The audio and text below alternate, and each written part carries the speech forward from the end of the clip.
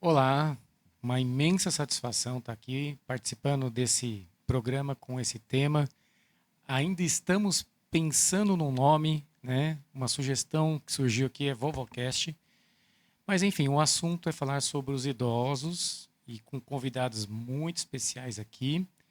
É um tema que cada vez está se tornando mais relevante pelas dificuldades que tem se criado. A população tem envelhecido, as famílias têm cada vez mais tendo que se comprometer com trabalhos e, enfim, infelizmente é um contexto que precisa de várias e várias novas soluções, não só em questão de investimento, mas também de apoio de saúdes, de políticas de saúde, tanto públicas quanto privadas, apoio inclusive da sociedade civil e das famílias principalmente.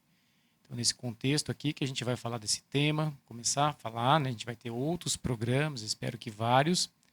Estou aqui com a Flávia, né, que é a gestora ali do Lar Maria Tereza. Estou aqui com a doutora Carol, que é médica, que é uma apaixonada pelo tema. E vou deixar para elas se apresentarem. Flávia, você primeiro. Claro, é um imenso prazer. É muito bom a gente falar de algo que a gente ama, né? O Lar Maria Tereza Vieira é um lar de idosos que já existe há mais de 30 anos. Nós vamos estar completando 36 anos este ano, dia 13 agora. Então, nós somos muito felizes porque nasceu no coração de Deus para cuidar de idosos que a família não tem condições, né, de cuidar. Como o doutor falou, a família tem os seus afazeres, né? Muitas vezes a gente perde o cônjuge, os filhos precisam trabalhar, tem a sua própria família, tem seu dia a dia, e o idoso começa a necessitar de mais atenções, né, de um cuidado um pouquinho mais próximo. Não dá para ser só de manhã saindo para dar tchau, pai, eu volto mais tarde, e oi, pai, estou chegando à noite.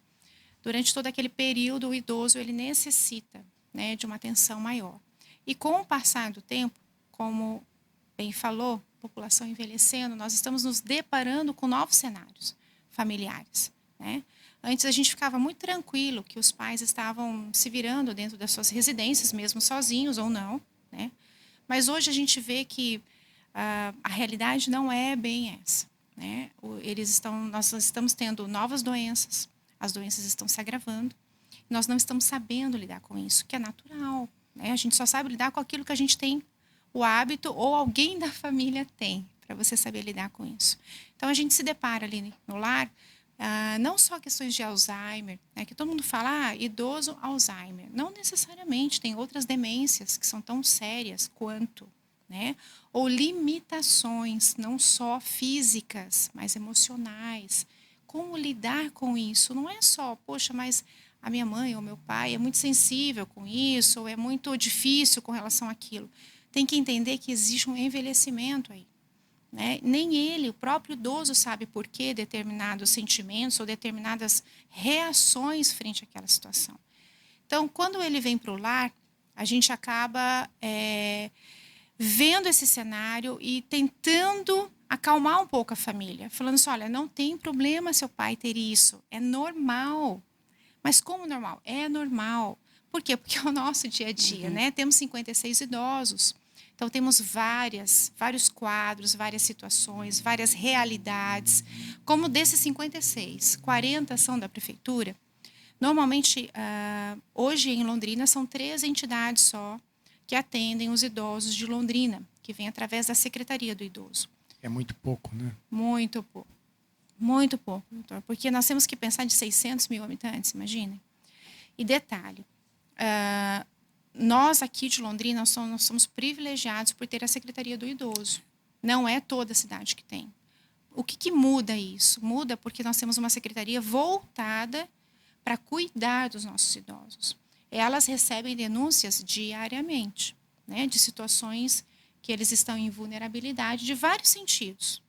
Pode ser financeiro, pode ser físico, relacional, né? Porque aqueles que estão com esse idoso pode ter bastante abuso de várias formas.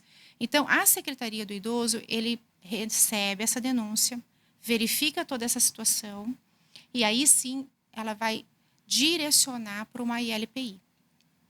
a mais difícil para eles, Antônio, é ver tanta gente tendo essa necessidade, tanta gente precisando desse cuidado e não ter vaga.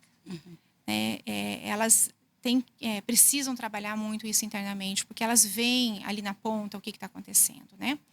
Acho que vale a pena dar alguns exemplos, né? Eu estava comentando hoje até, né, a nova idosa que está chegando para a gente hoje. É um presentinho de Deus, né? É uma senhora que ela teve 2 filhos. Ela passou pelo luto recentemente que um filho dela faleceu por causa de drogas. Ela mora na casa do fundo do outro filho. E esse filho que estava cuidando dela, neste momento da vida dela, né? Ele sofreu um acidente de moto. Então, quem está cuidando dele é a namorada. E essa senhora, então, com a bacia quebrada, está tendo que se virar. Então, veja, esse é o cenário, né? A secretaria foi até lá, viu a situação dela, ela falou, eu preciso de alguém para cuidar de mim. E, então, ela está vindo para o lar. E eu acho muito, eu já vou me apresentar e já vou puxar um gancho aqui, né? Eu sou clínica geral e eu sempre tive um amor muito especial pela geriatria, pela gerontologia.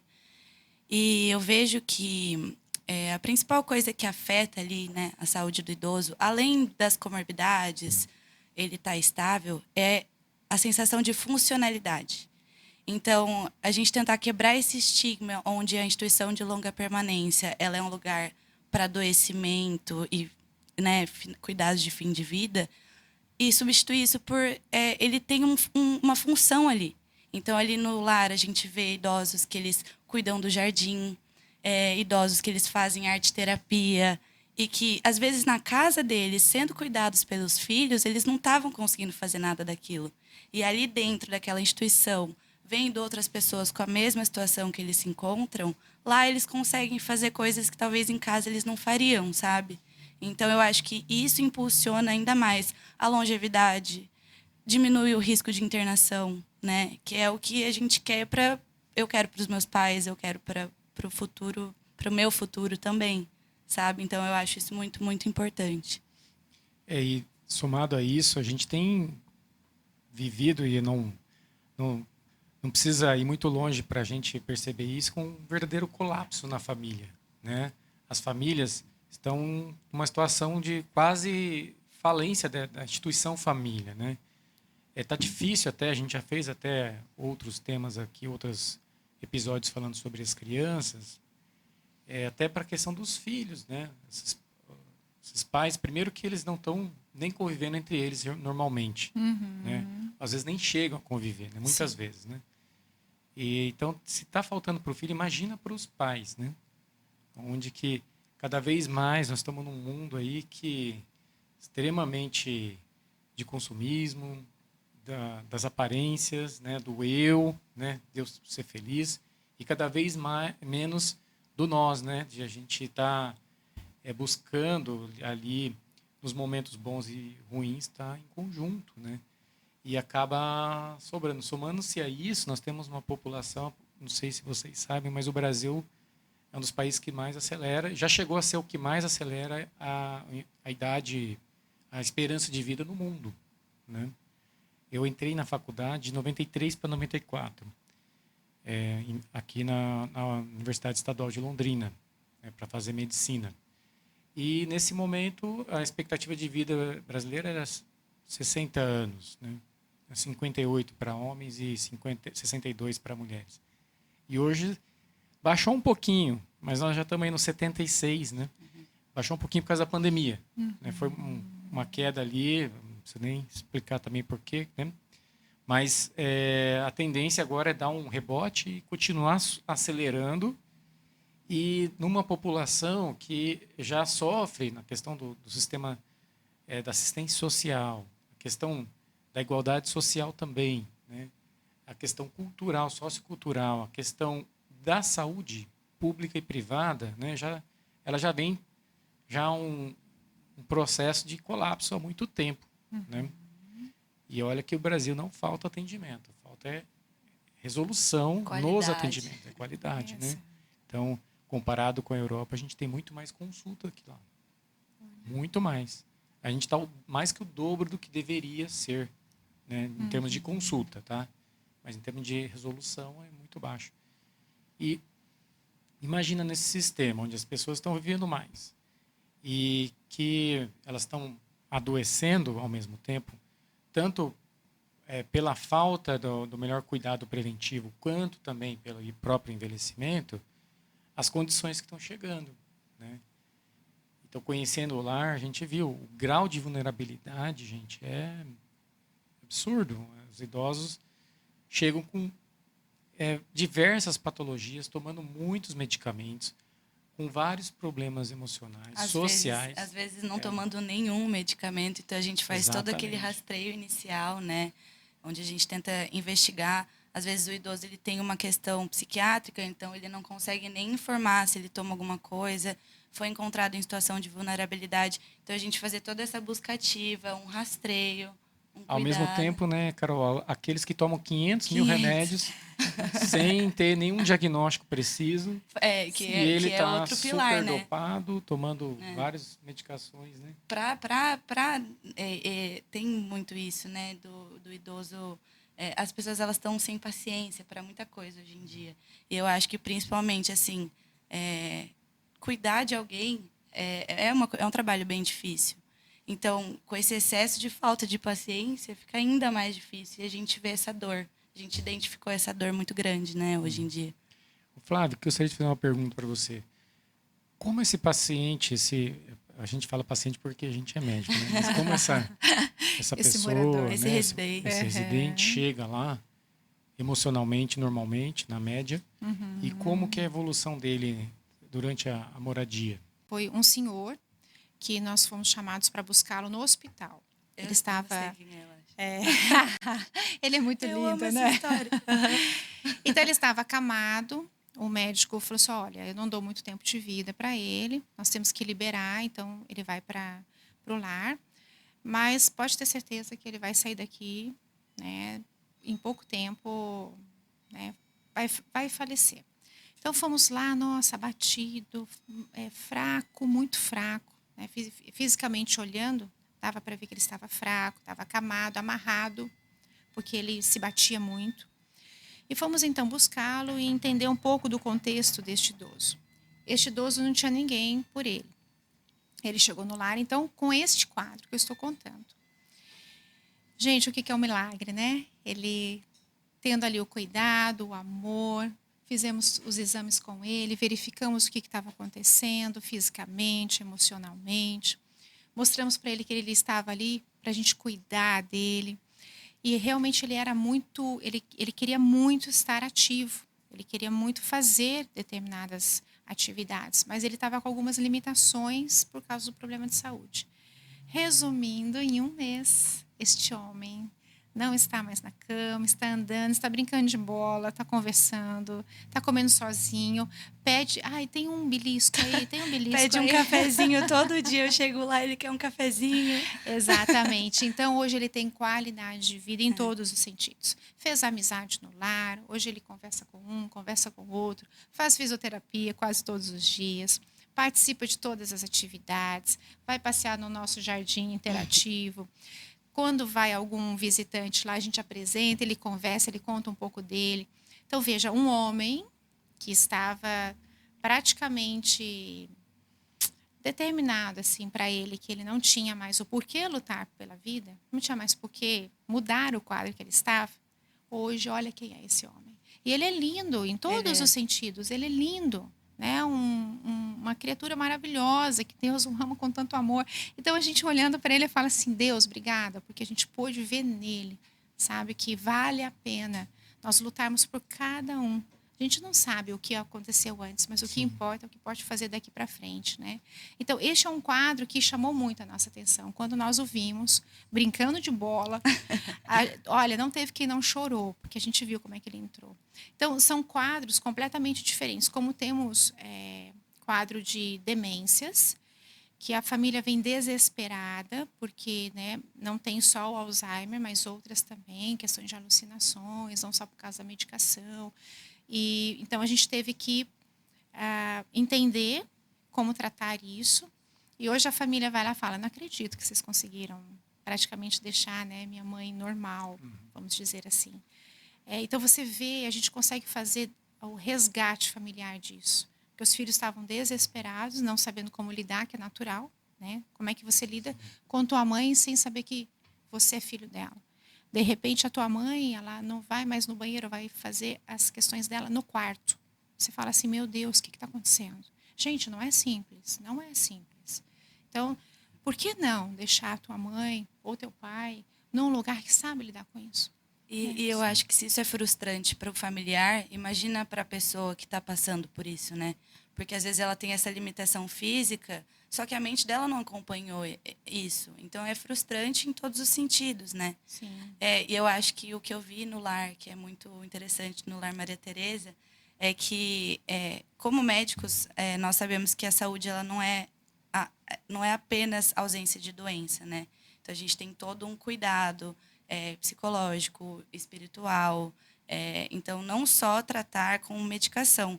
E eu vejo que lá tem muito estímulo nesse sentido. Então, tem a fisioterapia, que auxilia lá na movimentação. Tem diversas atividades para que eles consigam se manter ocupados, que, de novo, eu acho que é um dos maiores pilares para o envelhecimento saudável, sabe? Então, eu acho que fazendo esse trabalho em conjunto com a medicina, com a tecnologia também, né, que a gente acaba usando muito, eu acho que é um casamento perfeito, sabe? Eu acho que tem muita coisa para Carol, eu acontecer. queria perguntar também como é que foi a sua experiência em relação à própria instituição, à equipe da instituição, porque nós estamos vindo aqui através da Halsey, pessoal, com uma proposta diferente de levar o atendimento tanto presencial quanto remoto e fazer protocolos. Nós estamos já finalizando uma plataforma específica para idosos.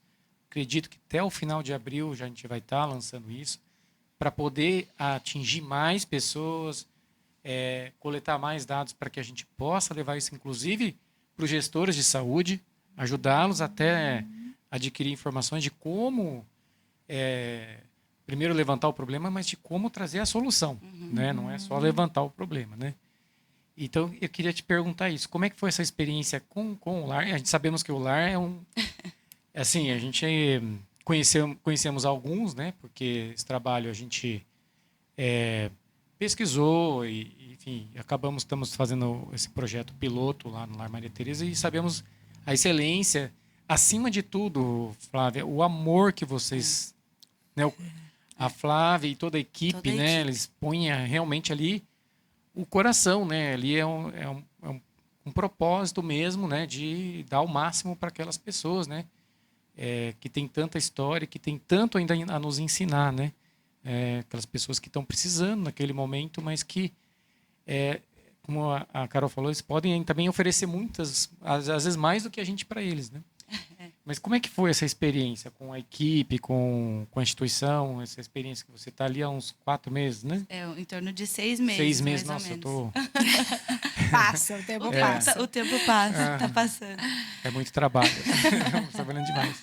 Então, eu tenho um amor muito especial pelo lar, né? Eu fui, assim, acolhida de braços abertos por toda a equipe. Eu consigo ver que a equipe, desde do banho até a troca de fralda, até o ato de fazer um curativo, tudo é feito com muito zelo, assim, sabe? Eu acho que isso faz muita diferença. Então, a minha experiência lá como médica sempre foi muito especial.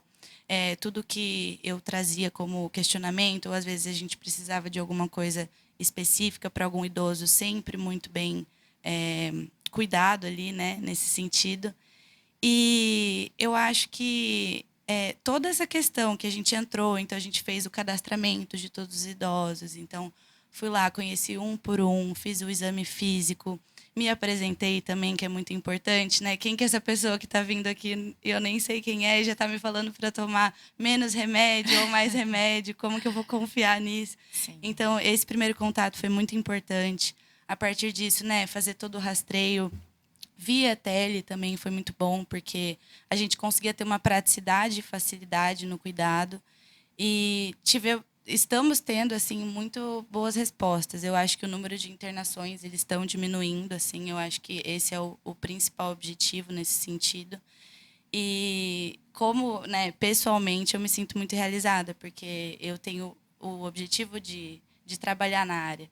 Então, eu me sinto feliz. Todos os dias que eu vou lá, eu falo, eu tô em casa, eu gosto muito daqui, me sinto feliz e realizada nisso mesmo, sabe?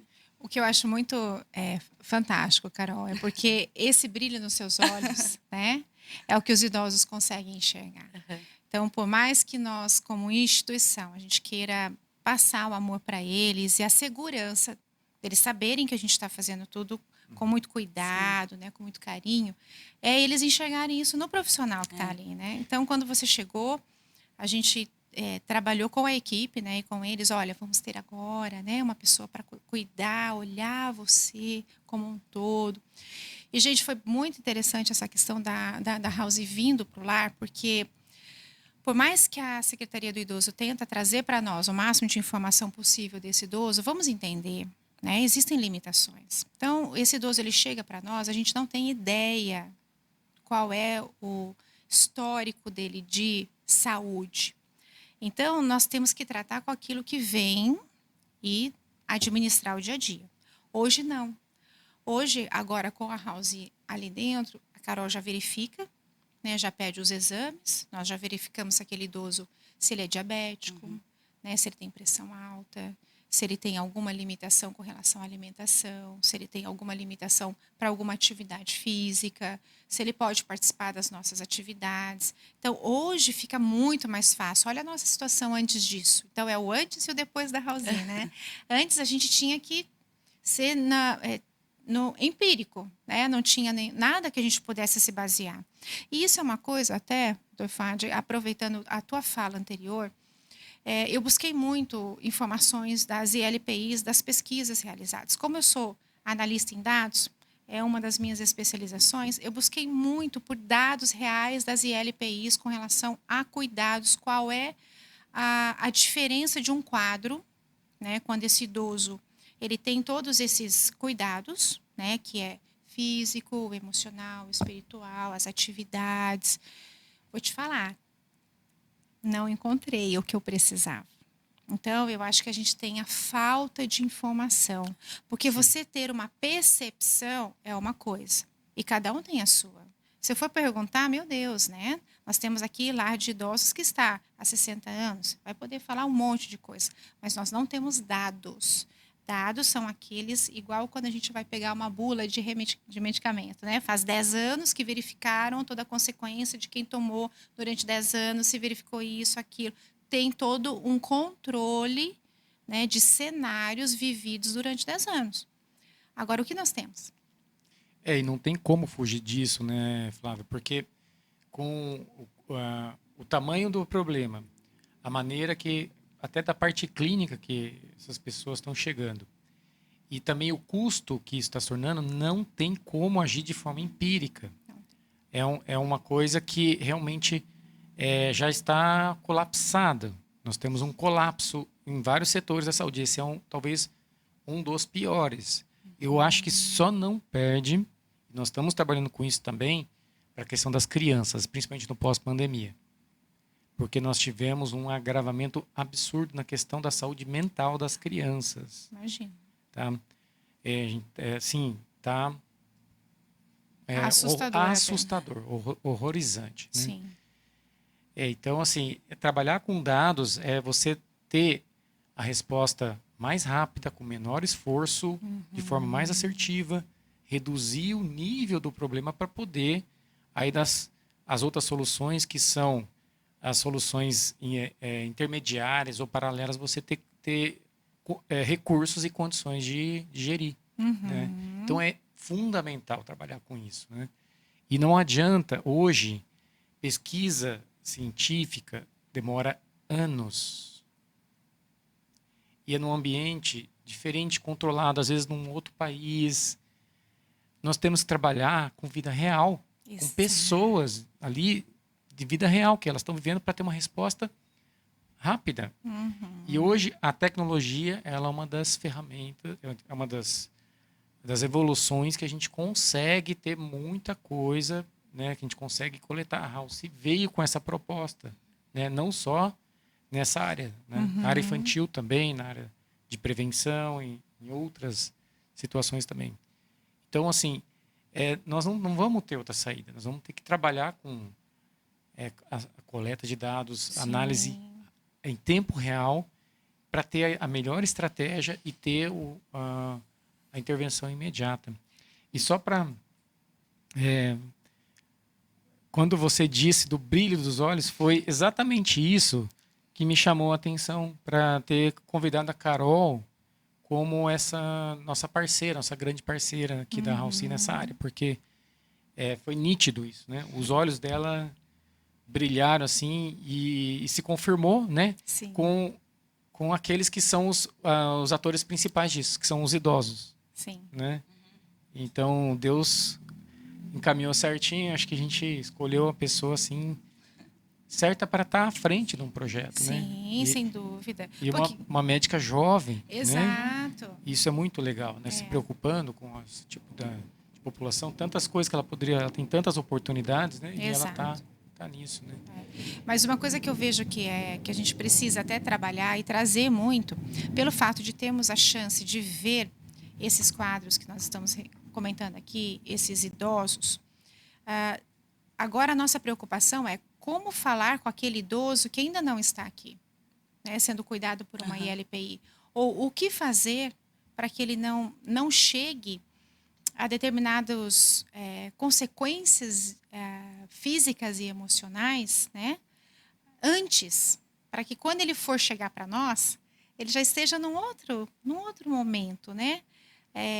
Até para que a gente possa usar isso como experiência para auxiliar quem não está, né? Para a família poder também motivar. Gostei muito quando o doutor falou sobre o exercício físico. A gente escuta tanto, né? Eu tenho que fazer exercício físico, porque senão é isso, aquilo. Mas quando você me explicou a consequência para o envelhecimento, a diferença entre um idoso que realizou atividade física, ou seja, já plantou, não estamos falando daqui, nós estamos falando do passado, o que ele plantou, e um idoso que não plantou, nós temos N casos aí no Instagram que a gente pode ver, mas você vendo ao vivo e a cores, né? Eu já chego em casa e já pego meus pais e falo assim, o que é? Vai fazer, é uma medicação, você vai fazer ou não vai fazer. Não é se você está afim ou não está afim, choveu, não vou, né? Porque choveu. Tá, mas você continua vivendo. E né? não se tratando de uma questão estética, né? Mas de funcionalidade. Isso. Você ter a capacidade de levantar sozinho do vaso sanitário, você ter a capacidade de pegar uma jarra que está um pouquinho mais alta, sem acontecer alguma coisa. A gente sabe que idoso ele acaba caindo muito. Dá menos queda, né? Menos queda, o fortalecimento muscular. Então, são coisas simples que a gente pode começar a fazer ali na casa dos... Eu tive uma experiência considerável com reabilitação cardíaca, né? Mas a gente nunca faz só cardíaco, a gente faz tudo, né? E ali é um contexto muito de pessoas idosas, né? Então a gente mexe com a parte, acaba envolvendo a parte circulatória, a parte muscular, a parte neurológica, a parte digestiva, a parte até hormonal, né? E então a gente vê coisas e eu tive a felicidade de comprovar isso na prática, de pegar um paciente que começa a fazer exercício, né? Ele aumentar assim 50 vezes a capacidade dele de caminhar, né? Ele zerar quedas, né, por exemplo. No exame do coração, né, tem um índice lá que vê o bombeamento cardíaco, né, que chama fração de ejeção, aumentar 30%. O bombeamento cardíaco chega a 30% mais sangue nos órgãos. Imagina o impacto disso, né? Exercício, geralmente, ele faz mais do que uma ponte safena para melhorar a circulação do coração. Então, existem pessoas que falam, vai fazer um stent, né? Fazer angioplastia, colocar um stent, ou fazer uma ponte safena, a cirurgia de vascularização miocárdica. O exercício leva mais sangue para o coração do que uma própria cirurgia, se você fizer a longo prazo. E a questão também muscular, o músculo, ele é muito importante, assim, ele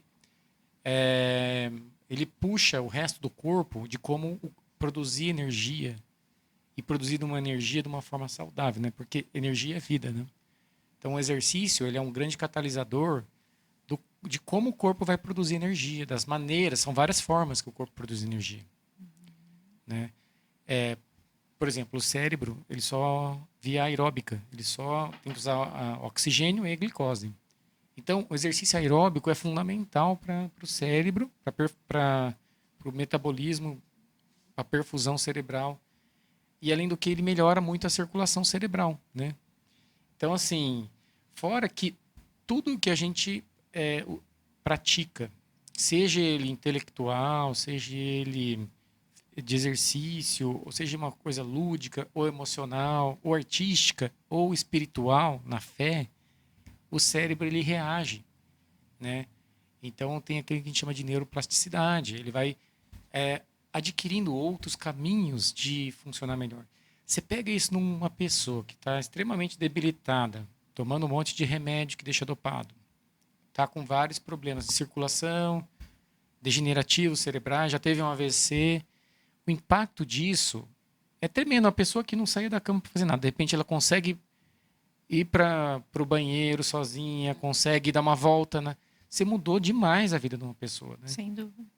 E eu acho que, voltando ao questionamento da Flávia sobre, né, como trazer mais essas pessoas, eu acho que isso é muito cultural aqui do Brasil, onde as instituições de longa permanência, elas acabam sendo vistas mais como cuidados de fim de vida do que funcional. E eu vejo o exemplo nos Estados Unidos, né, que você vê que tem muitos lares lá, e você vê que os idosos, eles querem ir para lá com 60 anos. Eu fiz intercâmbio e eu tinha uma coordenadora que ela morava em uma instituição e ela saía, me visitava, e ela me deixava em casa e falava, não, hoje eu tenho baile lá na minha instituição. Então, todo mundo trabalhava muito para ir para a instituição para descansar, porque trabalhou a vida inteira. E agora eu quero curtir a minha aposentadoria num lugar onde eu tenho pessoas da minha idade, faz namoradinho novo, faz baile. Assim, então, não tem aquela questão de fim de vida. É um começo de uma vida nova, assim, sabe? Você colhendo os frutos de tudo aquilo que você trabalhou e criou seus filhos e fez um monte de coisa difícil, e agora você pode descansar ali num lugar. Então, eu acho que é muito cultural, assim, a gente começar. E a gente pode começar a quebrar esse estigma, sabe? Sem dúvida. Eu acho que esse é o grande X da esse questão. Esse é o grande né, X da questão. A gente quer muito quebrar esses paradigmas, dizendo que, nossa, já ouvi de tudo. Né? Ah, você trabalha no lar, é o lugar que eles depositam os idosos. Falei, Senhor amado, né? O que essa pessoa viu ou imaginou? Bom, o papo está maravilhoso. Vamos ter outras oportunidades, se Deus quiser, muitas. Mas estamos chegando aqui ao fim desse primeiro episódio. Eu gostaria que vocês fizessem as considerações finais para a gente encerrar aqui. E já deixando o convite para a gente... Vamos aí abordar outros temas e temas mais específicos e que a gente possa ajudar não só os idosos que a gente está envolvido, mas outros que, de repente, uma pessoa que está aí do outro lado, né, trabalha com isso, às vezes tem na sua família também, né, de alguma forma a gente possa contribuir, né? Flávia. É um privilégio a gente poder ter esse contato e esse dia a dia com o idoso. Então, aproveita a oportunidade de ter em Londrina um lugar desse. Não deixe de conhecer, não. A gente tem as portas abertas. Então, veja, você não tem... Qual dificuldade? Dá uma saidinha de casa. Vem até o Lar Maria Tereza Vieira. Vem conhecer, vem ouvir. Você pode até depois, não vou conseguir ter nenhum relacionamento ali com nenhum idoso ou fazer nenhum trabalho voluntário, não tem problema. Mas você vai ver ao vivo e a cores como vale a pena investir, cuidar desses idosos que precisam e que querem ser cuidados. E uma visita, ela já faz a diferença no dia, né, de todo mundo. Então, fica aqui também o convite, né? Vamos trazer muita informação sobre a saúde do idoso, como envelhecer de uma maneira saudável. Eu acho que vem muita coisa boa por aí e eu espero que vocês consigam acompanhar tudo. É isso, eu também me despeço, dizendo que é uma honra estar nesse projeto com vocês. Assim, além do projeto ser incrível, né? 2 pessoas incríveis que têm um propósito mesmo, autêntico, verdadeiro, que vem de Deus, né? Então, estou muito, muito honrado em estar com vocês. E espero que quem está aí do outro lado, né? Às vezes não tem nenhum idoso que mora com você ou que você não faz parte da vida de nenhum idoso. Mas, de repente, você conhece alguém, né? Então, você pode ser um vetor, às vezes, de conhecimento, né? De uma quebra de paradigma, de alguma quebra de preconceitos, né?